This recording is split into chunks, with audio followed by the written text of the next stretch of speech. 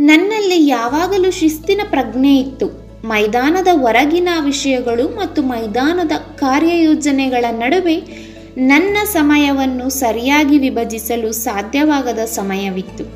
ಗಮನವು ಕೆಲವೊಮ್ಮೆ ತಪ್ಪಿ ಹೋಗುತ್ತದೆ ಮತ್ತು ಅದು ಪಂದ್ಯಗಳಿಗೆ ನನ್ನ ತಯಾರಿಯ ಮೇಲೆ ಪರಿಣಾಮ ಬೀರುತ್ತದೆ. ನಾನು ಅದನ್ನು ಬದಲಾಯಿಸುವಲ್ಲಿ ಯಶಸ್ವಿಯಾಗಿದ್ದೇನೆ. ನೀವು ಇಷ್ಟಪಡುವ ಕ್ರೀಡೆಯಿಂದ ಹಣ ಗಳಿಸುವುದರಲ್ಲಿ ಯಾವುದೇ ತಪ್ಪಿಲ್ಲ ಎಂದು ನಾನು ಭಾವಿಸುತ್ತೇನೆ. ಕಷ್ಟಪಟ್ಟು ದುಡಿದು ಅದರ ಲಾಭ ಪಡೆದರೆ ಹಾನಿಯಿಲ್ಲ.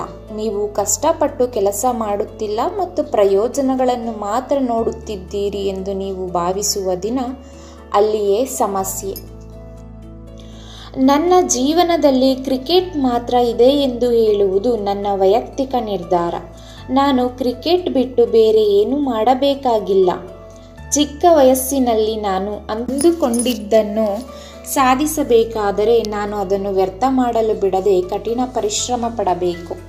ನಾನು ಸ್ಥಿರ ಆಟಗಾರನಾಗಿ ನನ್ನ ಕ್ರಿಕೆಟ್ ವೃತ್ತಿ ಜೀವನವನ್ನು ವಿಸ್ತರಿಸಲು ಬಯಸುತ್ತೇನೆ. ನಾನು ಒಂದು ದಿನ ಸಾಧಿಸಲು ಬಯಸುವ ವೈಯಕ್ತಿಕ ಗುರಿಗಳನ್ನು ಹೊಂದಿದ್ದೇನೆ. ನನ್ನ ಆದ್ಯತೆ ಕ್ರಿಕೆಟ್. ಅದರ ಹೊರತಾಗಿ ನನಗೆ ಸಿಗುವುದೆಲ್ಲವೂ ಮೈದಾನದಲ್ಲಿನ ಶ್ರಮದ ಫಲ. ಉಳಿದೆಲ್ಲವೂ ಅನುಸರಿಸುತ್ತದೆ.